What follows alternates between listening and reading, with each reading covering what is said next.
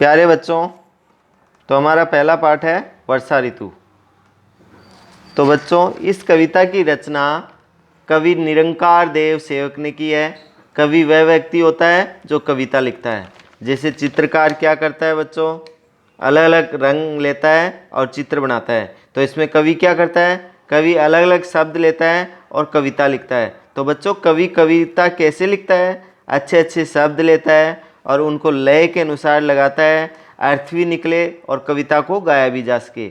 लय को क्या क्या बोलते हैं, तो बच्चों लय को इंग्लिश में राइमिंग वर्ड्स बोलते हैं। इसी तरह हिंदी में बोलते हैं इन शब्दों में लय है।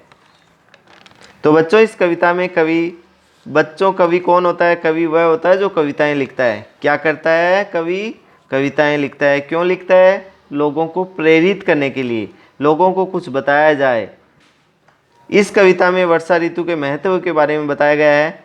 वर्षा ऋतु सबको अच्छी लगती है क्योंकि ये गर्मी या ग्रीष्म ऋतु के बाद आती है। गर्मी में क्या होता है बच्चों, गर्मी में सब जीव जंतु परेशान होते हैं, गर्मी से बेचैन हो जाते हैं। इतनी गर्मी पड़ती है कि हर तरफ गर्म हवाएं चलती हैं, लू चलती हैं, पौधे मुरझा जाते हैं, हरियाली धीरे धीरे ख़त्म होने लगती है। सभी जीव जंतु गर्मी से बेचैन हो जाते हैं।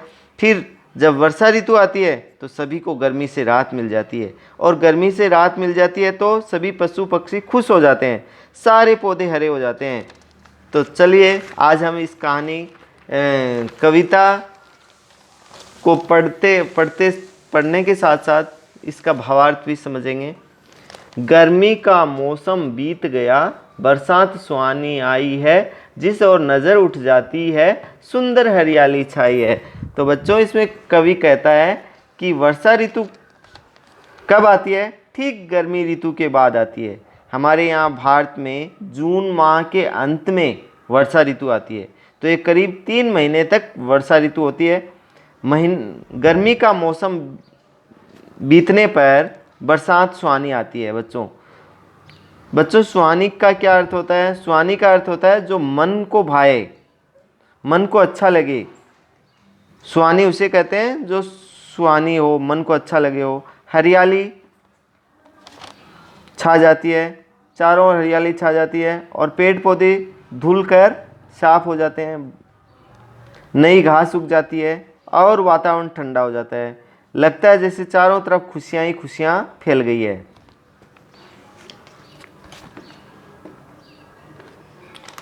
अब लू के गर्म झकोरों से मिल गई मुक्ति, जड़ जीवों को तन मन को सुख देने वाली चलती शीतल पुरवाई है। तो बच्चों, कवि ने इसमें बताया है कि जब लू चलती है तो लू के गर्म झकोरों का मतलब होता है बच्चों, झकोरों का मतलब होता है हवा का झोंका। असल में लू के गर्म झकोरों का अर्थ है गर्म हवा का झोंका होता है। इससे किस किस को मुक्ति मिल जाती है, किस किस को राहत मिल जाती है, जड़ जीवों को, जिसमें जान भी हो, चाहे वो जड़ जीव, पेड़ों को भी कहते हैं क्योंकि वो एक जगह रहते हैं, जो अपना स्थान नहीं बदलते हैं, उन सब को राहत मिल जाती है। तन मन को सुख देने वाली चलती शीतल पुरवाई है। तन शरीर को बोला जाता है और मन हृदय को बोला जाता है। जब वर्षा ऋतु आती है तब शरीर को भी आराम मिलता है और गर्मी खत्म हो जाती है, मौसम सुहाना हो जाता है। और मन को क्यों खुशी होती है, क्योंकि शीतल पुरवाई चल रही होती है, चारों तरफ हरियाली छा जाती है, सभी जीव जंतु खुशी खुशी जीने लगते हैं। अब गर्मी से उनको राहत मिल जाती है। ये सब किसके कारण चलती है, शीतल पुरवाई। शीतल पुरवाई का अर्थ है पूर्व दिशा से चलने वाली ठंडी हवा। तो कहते हैं बरसात में जो होती है, पूर्व से जो ठंडी हवा चलती है वो बहुत शीतलता पहुंचाती है। बरसात में जब जीवों को किसका इंतज़ार रहता है, सही कहा, पूर्व से चलने वाली शीतल हवा का, शीतल पुरवाई का। देखो बच्चों, इस चित्र में भी क्या दिखाया गया है, इस चित्र में क्या दिखाया गया है, एक लड़का है वर्षा हो रही है, वह वर्षा में खड़ा है और वर्षा का आनंद ले रहा है। उसको वर्षा बहुत अच्छी लगती है। क्यों? क्योंकि उसे गर्मी से राहत मिली। उसको वर्षा ऋतु का इंतज़ार था। वर्षा ऋतु का लोग 3 महीनों से इंतज़ार करते हैं। अप्रैल, मई, जून, लोग लगभग 3 महीनों से इंतज़ार करते हैं ताकि उनको आराम मिले, राहत मिले, ताकि लोग घर से बाहर निकलें। गर्मियों में क्या होता है, सुबह से ही इतना ज़्यादा तापमान होता है कि बच्चों को कोई घर से बाहर नहीं निकलने देते कि तुझे लू लग जाएगी। लेकिन जब वर्षा ऋतु आती है तो बच्चे खुश हो जाते हैं, जब वे घर में नहीं बाहर जा पाएंगे। वातावरण ठंडा हो गया है तो देखो ये बच्चा बरसात का आनंद ले रहा है। अब बच्चों आगे चलते हैं। सूरज का जोर हुआ हल्का, बादल के दल उमड़े घुमड़े, पूरब की ओर उठी देखो घनघोर घटा सुखदाई है। इसमें जब बादल आ जाते हैं तो सूरज की गर्मी का जोर कम हो जाता है, सूरज को बादल ढक लेते हैं और छाया हो जाती है। ये आपने देखा होगा, जो काले बादल आते हैं वो सूरज को ढक लेते हैं। और किस कारण से ढक जाता है? क्योंकि बादल के दल होते हैं, जो छोटे छोटे दल होते हैं, उनके बहुत सारे छोटे छोटे दल होते हैं। आपने देखा होगा कि बादलों को आसमान में इधर उधर जाते हुए तेज़ी से, तो ये बादल सूरज को ढक लेते हैं। इससे सूरज की गर्मी कम हो जाती है। अब लोगों को धूप नहीं लगती है और लोग घरों से बाहर आ जाते हैं। और वर्षा ऋतु पूर्व दिशा की ओर से आती है। कहते हैं कि हमारे देश में वर्षा पूर्व दिशा की ओर से आती है, तो इसलिए ये काली घटाएं, घटा का अर्थ होता है बच्चों काले बादल। वर्षा वाले बादलों को हम लोग काली घटा भी कहते हैं। ये काले रंग के होते हैं, इनमें पानी होता है और ये बहुत तेज़ गरजते हैं और बरसते हैं।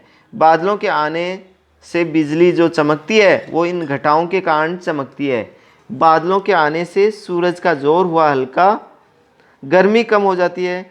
किस कारण से? ये बादलों के दलों के कारण से। बादलों के दल धीरे धीरे आसमान में छा जाते हैं और सूरज दिखना बंद हो जाता है। उसका जोर, उसकी गर्मी कम हो जाती है और आसमान में खास तौर से पूर्व दिशा से जब ये बादल आते हैं और उन बादलों को देखते ही सबके मन खुश हो जाते हैं। सुखदाई का अर्थ होता है सबको सुख देने वाले। जब लोग देखते हैं कि अब तो काले बादल आ गए हैं तो हमें सूरज की गर्मी से राहत मिलेगी, ये सोचते हैं कि ये सोचने से ही उनको सुख का अनुभव होता है। सब गर्मी से दुखी थे, परेशान थे, वे सब क्या हो जाते हैं? सुखी हो जाते हैं। इसलिए काली घटा उनको सुखदायी लगती है, काले बादल उनको सुख देने वाले लगते हैं। देखो बच्चों, इसमें एक चित्र दिखाया गया है। हवा चल रही है। सबसे पहले बादल आने से पहले जब काली घटाएं आ रही होती है तो पहले हवा चलती है, और ये हवा मैंने बताया था कि शीतल होती है, लू की तरह नहीं होती है।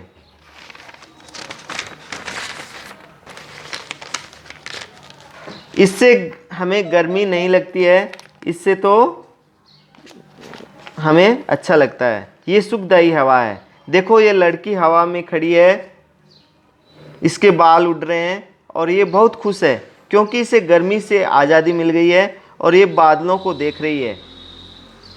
धीरे धीरे बादल आसमान को ढक लेंगे, फिर वर्षा होगी। ये दृश्य बहुत ही सुखदायी है। सुखदायी क्या होता है बच्चों? मन को सुख देने वाला। अब आगे चलते हैं। जो पेड़ खड़े थे मन मारे, जो पेड़ खड़े थे मन मारे, सूखे सूखे मुरझाए से, उनकी रग रग में जोश नया, प्यारी वर्षा ऋतु लाई है। जब वर्षा ऋतु नहीं थी तब के बारे में इसमें कवि ने बताया कि जब वर्षा ऋतु नहीं आई थी तो क्या हुआ था? जो पेड़ खड़े थे मन मारे, बेचारे पेड़ क्या होते हैं? पेड़ क्या होते हैं? वो वही आ जा नहीं सकते, वो हमेशा एक ही जगह खड़े रहते हैं, चाहे कोई भी मौसम हो, चाहे गर्मी का मौसम हो, चाहे लू का हो, चाहे सर्दी का हो। गर्मी के मौसम में बहुत दुखी होते हैं। क्यों? सर्दी के मौसम में वो अच्छी लगती है, धूप अच्छी लगती है, लेकिन गर्मी के मौसम में तो किसी को धूप अच्छी नहीं लगती। न तो पेड़ बेचारे मन को मारे बिना मन के खड़े रहते हैं, क्योंकि वे कहीं जा नहीं सकते। वे तो वो तो मैंने बोला एक ही जगह वे खड़े रहते हैं। उनको जब जीव भी बोला जाता है तो एक जगह पे खड़े हो जाते हैं। पेड़ क्या है? जड़ जीव, उनमें जान होती है लेकिन वो कहीं जा नहीं सकते, एक ही जगह पर खड़े रहते हैं या फिर खड़े रहते हैं। पेड़ क्या थे? मन मारे, क्योंकि उनकी कुछ नहीं चलती। वह बड़ी तेज लू थी, गर्म हवा थी और सूरज दिन भर चमकता था, तो बेचारे मन को मारे खड़े थे। उनकी क्योंकि कुछ नहीं चलती थी, उनके बस में कुछ नहीं था, बेचारे खड़े थे। सुख दुख मुरझाए से, गर्मी के कारण कुछ सुख भी गए थे, कुछ सूख भी गए थे। जब ज़्यादा तेज़ गर्मी पड़ती है तो पत्ते मुरझा जाते हैं, बहुत तेज़ गर्मी पड़ती है तो पत्ते क्या होते हैं? मुरझा जाते हैं। तो बेचारे मुरझाए थे और बिना मन के बस धूप में खड़े थे, और सूरज को तो सब, गर्मी को सब रहे थे लेकिन कुछ नहीं कर सकते थे। उनका रग रग में जोश नया, प्यारी वर्षा ऋतु लाई है। तो जैसे ही बारिश आई, वर्षा जैसे ही आई, तो क्या हुआ बच्चों? उनकी रग रग में, हर भाग में, हर पत्ते में नया जोश आ गया। क्यों? क्योंकि उनको भी गर्मी से राहत मिल गई। पेड़ पौधे भी जीव होते हैं बच्चों, उनमें भी जान होती है, वे भी गर्मी से उनको भी राहत मिलती है, तो वे भी जोश में आ जाते हैं। मतलब वे अब ठीक हो गए हैं। कैसे ठीक हो गए हैं? वर्षा ऋतु से अब उनके पत्ते धुल गए हैं, वे अब मुरझाए भी नहीं हैं, अब वे सूखे भी नहीं हैं, और वर्षा ऋतु से धुलकर हरे भरे हो गए हैं। वे सब किस कारण से हुआ? प्यारी वर्षा ऋतु से। इसमें प्यारी क्यों बोला गया है बच्चों? क्योंकि गर्मी के बाद सबको वर्षा ऋतु प्यारी लगती है। भले ही कीचड़ हो जाए, भले ही वर्षा में भी लोग भीग जाएं वर्षा ऋतु में, लेकिन सब लोग खुश रहते हैं वर्षा ऋतु आने पर, क्योंकि इससे गर्मी से राहत मिलती है। सभी जीव जंतु खुश हो जाते हैं, इसलिए वर्षा ऋतु को प्यारी भी कहा गया है। प्यासी धरती की प्यास बुझा, नदियों का वेग हुआ दूना, पर्वत धुल धुल कर साफ हुए, झरनों की धुन मन भाई है। तो बच्चों इसमें कवि ने कहा है कि प्यासी धरती की प्यास बुझा। जब वर्षा ऋतु आती है तो हमारी धरती, मैंने बताया कि 3 महीने बहुत तेज़ गर्मी पड़ती है। कौन कौन से महीने बच्चों? अप्रैल, मई, जून। तो इन 3 महीने में बहुत तेज़ गर्मी पड़ती है और इस कारण हमारी धरती प्यासी होती है, सूख जाती है। ठीक है, इसमें तालाब सूखने लगते हैं, नदियों का पानी भी धीरे धीरे कम होने लगता है गर्मी के कारण। तो जब वर्षा ऋतु आती है तो धरती की प्यास बुझ जाती है। मतलब तालाबों में, झीलों में, नदियों में पानी बढ़ जाता है, और जो धूल उड़ा करती थी वो सब पानी में मिलकर बैठ जाती है, वातावरण साफ हो जाता है। सभी पेड़ पौधे जो प्यासे थे, पेड़ पौधे जो जंगल में या बगीचे में कहीं भी होते हैं, उनको पानी नहीं दिया जाता है। गर्मी में तो बड़ी जल्दी पानी सूख जाता है, तो वे प्यासे ही रहते हैं। तो उनकी प्यास कब बुझती है? जब वर्षा ऋतु आती है, इस कारण से उनकी प्यास बुझती है। तो धरती की प्यास बुझा, नदियों का वेग हुआ दूना। जो नदियाँ होती है उनको पानी गर्मी के कारण सूख जाता है, लेकिन जब वर्षा ऋतु आती है तो उनका वेग क्या होता है बच्चों? पानी का भाव। पानी देखा होगा, नदी हमेशा बहती रहती है और गर्मी में पानी का भाव कम हो जाता है, पानी की जो स्पीड है वो बहुत कम हो जाती है। वर्षा ऋतु आती है तो नदियों के पानी का वेग दुगना हो जाता है। इंग्लिश में 2 टाइम्स कहते हैं। जो पानी बहने की गति है वो दुगनी हो जाती है, क्योंकि बहुत पानी आता है। जब वर्षा होती है तो सारा पानी बहकर कहाँ चला जाता है बच्चों? नदियों में आ जाता है। झरने से पानी, नदियों में पानी, नाले से पानी, वो सारा पानी कहाँ जाता है? उस नदियों में आ जाता है। सारा पानी बहुत तेज़ गति से, दुगनी तेज़ गति से बहने लगता है। पर्वत धुल धुल कर साफ हुए, पर्वत किसे कहते हैं? पर्वत पहाड़ों को बोलते हैं। देखा होगा गर्मियों में बहुत धूल उड़ती है, लू चलती है, सब जगह देखो धूल ही धूल चढ़ी रहती है। तो वर्षा आने पर यह धूल साफ हो जाती है और पर्वत साफ हो जाते हैं, वो दूर से ही हमें साफ दिखाई देते हैं।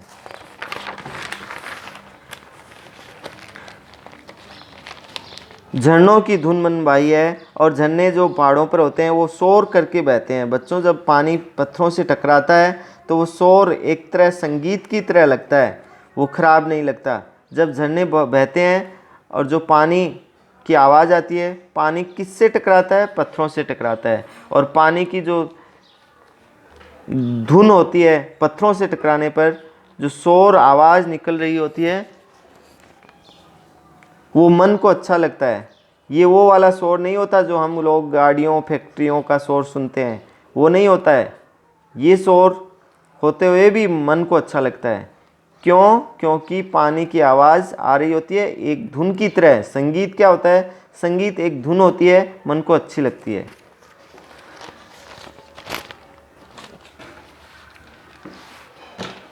बगिया के फूलों को देखो, मन में फूले न समाते हैं, गुल मेहंदी छटा दिखाती है, पर सूर्यमुखी शर्माई है। तो बच्चों, इसमें बगीचे की बात की है। बगीचे में जो फल फूल को देखते हैं, जो बगीचे में तरह तरह के फूल लगे हैं, मन में फूले न समाते हैं। क्यों? क्योंकि फूल बहुत खुश हो रहे हैं। कारण क्या है? क्योंकि वे भी वर्षा ऋतु का आनंद ले रहे हैं, उनको भी गर्मी से राहत मिल जाती है, वे भी धूल से धुलकर साफ हो जाते हैं। अब उनको भी मुरझा जाने का खतरा भी नहीं है। गर्मियों में क्या होता है बच्चों? फूल गर्मी के कारण एक दिन में ही मुरझा जाते हैं। धूप बहुत तेज़ पड़ती है और लू चलती है, फूल बेचारे एक दिन भी नहीं चल पाते हैं, मुरझा जाते हैं। लेकिन वर्षा ऋतु आती है तो फूल धुल जाते हैं, साफ हो जाते हैं, उनको सूखने और मुरझा जाने का डर नहीं होता, फूले न समाते हैं। एक मुहावरा होता है जिसका अर्थ होता है बहुत खुश होना। जो फूल वो फूल नहीं समाते, फूले नहीं समाते, मतलब बहुत खुश हो जाते हैं और उनको गर्मी से राहत मिल गई है, इसलिए फूल खुश हो रहे हैं। फूले नहीं समाना एक मुहावरा है। मुहावरे क्या होते हैं? जो लिखा होता है उससे हटकर अर्थ देते हैं। तो फूले ने समाने का अर्थ होता है बहुत खुश होना। गुल मेहंदी की छटा दिखाती है, छटा का अर्थ होता है सुंदरता। तो गुल मेहंदी क्या होता है बच्चों? ये वर्षा ऋतु में एक फूल खिलता है और गुल मेहंदी बोलते हैं, और उसकी छटा उस समय, अधिकतर फूल तो सर्दियों में खिलते हैं, गर्मियों में फूल जल्दी मुरझा जाते हैं, लेकिन ये गुल मेहंदी का फूल वर्षा ऋतु में खिलता है। और जब ये खिलता है तो उस समय बाकी फूल कम होते हैं, इसलिए जो गुल मेहंदी का फूल है वो बहुत ही सुंदर लगता है। पर सूर्यमुखी शर्माई है, और जब वर्षा ऋतु आ जाती है तो सूर्यमुखी का पौधा या फूल थोड़ा झुक जाता है और ऐसा लगता है जैसे वो वर्षा ऋतु से शर्मा रहा हो। वर्षा ऋतु में क्या होता है? जो सूर्यमुखी जो कि गर्मी में सूरज की तरफ देखकर हंस रहा था, वो क्या होता है? वर्षा ऋतु में जरा सा झुक जाता है और ऐसे लगता है कि सूरजमुखी फूल वर्षा ऋतु से शर्मा रहा है। चलने से पवन झकोरों के, टप टप गिरते आम पके, वर्षा ऋतु में घर से ज़्यादा अच्छी लगती अमराई है। तो बच्चों, इसमें कवि ने कहा है कि वर्षा ऋतु में क्या होता है कि आम पक जाते हैं। जब फल पक जाते हैं तो बिना मारे ही टपक टपक करके गिरने लग जाते हैं और बच्चे इन्हीं फलों को उठाकर खाते हैं। चलने से पवन झकोरों के, टप टप गिरते हैं आम पके। पवन का क्या मतलब होता है बच्चों? हवा। ये हवा के ठंडे झोंकों की बात की गई है। जब वर्षा ऋतु में हवा चलती है तो पेड़ के पके फल या आम टप टप करके गिरने लगते हैं, वो हवा से ही गिर जाते हैं, बिना तोड़े ही गिर जाते हैं। वर्षा ऋतु में घर से ज़्यादा लगती अमराई, इसलिए लोग वर्षा ऋतु में घर में रहना पसंद नहीं करते हैं, आमों के बगीचे में चले जाते हैं। अमराई का अर्थ होता है आम का बगीचा, क्योंकि वर्षा ऋतु में आम के बगीचे में जाएंगे तो पके हुए आम मिलेंगे, वो भी बिना मेहनत किए, बिना तोड़े, क्योंकि हवा से गिर जाते हैं। तो बच्चों, ये थी हमारी कविता। इसके कवि है निरंकार देव सेवक। धन्यवाद।